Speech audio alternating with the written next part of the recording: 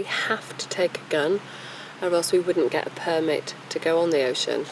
But essentially the gun is for self-defence and totally as a last resort. We've got an awful lot of paraphernalia that will deter a bear, and I personally have had 5 encounters with a bear and have never harmed a bear or come anywhere close to it. Probably the most frightening experience I had with polar bear was when I had a huge male bear that was circling my tent. It wasn't until I saw his shadow that I realised that there was one very close, and put my head outside the tent, and there he was, just feet away from me on his hind legs, and looked huge. I went into my normal routine. I actually shot the ice close to him to frighten him, and he didn't go anywhere. He just looked at the ice and looked at me as if to say, "Is that all you've got?" Then I had a Magnum, so I shot over his head, and he looked up and left me completely. Very slowly left, but he did go away. He stalked me for about 3 days, and then I never saw him again. Essentially, I began polar explorations in 1997 when I was part of the McVitie's Penguin Polar Relay, and it was there that I really fell in love with the Arctic Ocean. It's magnificent, it's beautiful, it's like a living, moving beast. It is the most fantastic place on the earth, and that just gave me a taste of expedition life and being on the ocean. And I was sold. I found what I wanted to do with the rest of my life. And so since then I'd been to the North Pole, so I did an expedition to the South Pole, and that was fantastic. But for me it's not as dynamic, it's not as big a challenge as a North Pole expedition, so I followed that up in 2002 with an all-the-way expedition to the North Pole. Since then I've guided up there, last degree expeditions, and now this for me is sort of a huge dream and a pinnacle to do something different, something that actually will help an environment that I love, as opposed to a self-gratifying polar record.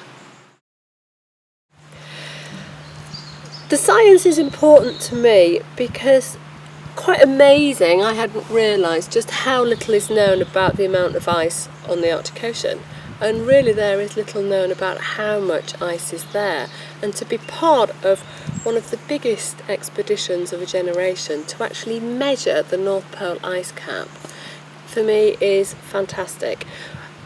And it's not just we're going to measure it and isn't it pretty figures. These figures are going off to real scientists who have said they have a desperate need for these figures, and they are then going to use it to crunch down and try and determine better how long we have this ice cap at the end of the world. And make no mistake, this ice cap will affect us all.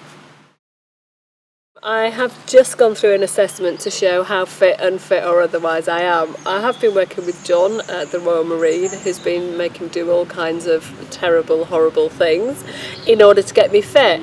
And what I am aware with is, whilst it's horrible and it's very easy not to do it, that the more pain I go through here, the less pain I will go through on the ice.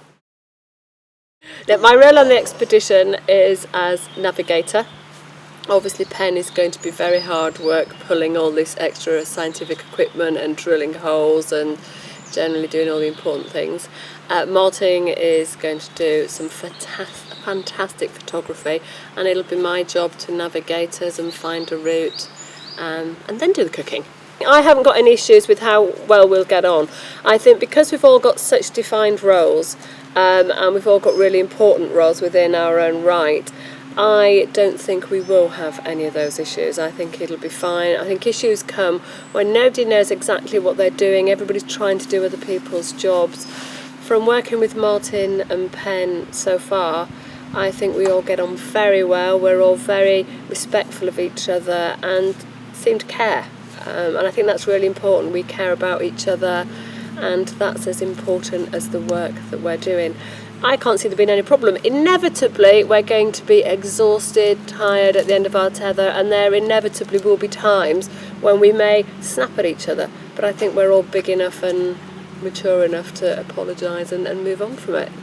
And so I've no worries at all going with either Penn or Martin. I think they're the perfect companions. Because it's so close to the magnetic North Pole, which must never be mistaken for the geographic North Pole, it is easier to use the sun and your watches and to actually navigate using the sun by solar. There are obviously an awful lot of days when the sun you can't see, so then you switch over to a compass. And because it points towards the magnetic North Pole, you tend to be going southeast, which is always interesting.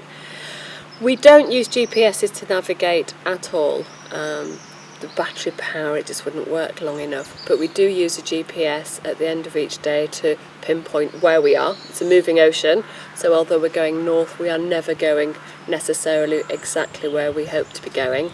And then we have to take a GPS position in the next morning, again to find out if we've drifted overnight, where we are, reset our compasses. You can actually change your days. You don't have to have 24-hour days. If you want to have 25-hour days to physically fit everything in, you can make your days 25 hours or 26 or 23. So from that point of view, it gives you a lot of flexibility. And also to have the sun warming you each day does bring heat. It does make you feel happier.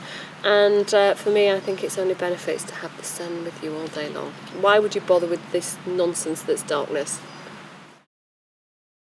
From the physical, I've been on expeditions before, so I know it's going to be terribly painful. I know we're going to have difficulties. I know we're going to have to really reach deep down when we don't want to, and I'm at sobbing level and it's all just so horrible. But I'm just going to have to keep digging deeper and finding the impetus to keep going. And I know that's going to happen, so that's not something I particularly necessarily look forward to. Also, this is the first time I've been on a whole expedition with two guys, so there's that natural fear of I don't want to be left behind because I'm the only girl, and so I'm going to train and make sure I'm not left behind. But it's a natural sort of fear. There's that I don't want to let my team down, I don't want to not do the science, and I think perhaps they're bigger fears than necessarily the physical ones, which I have trained to overcome.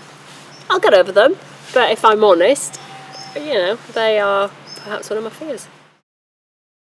I've got 4 children. 3 of them, I've got triplets who are 14 years of age and 1 little girl who's 5. The triplets have grown up really with me doing this since they were 3, and have always really adapted because they've got each other. Yes, they miss me, and I wouldn't say that they didn't, but for them, they get to do exciting things. They go on TV, they're the radio, and I have been able to call them maybe once a month on expeditions because we have sat phones, and generally it's always, Mummy, I've done this, Mummy, I've done that, oh, and how was your day? So I'm never really worried that they'll have any problems. It will be the first time I've left Sarah for a very long time. But she's got the triplets, my mum and dad move into my home, she's got Tom, her father, there. There's a whole family network around my children, so their lives won't actually change. And the expeditions mean I can come back and be a full-time mum.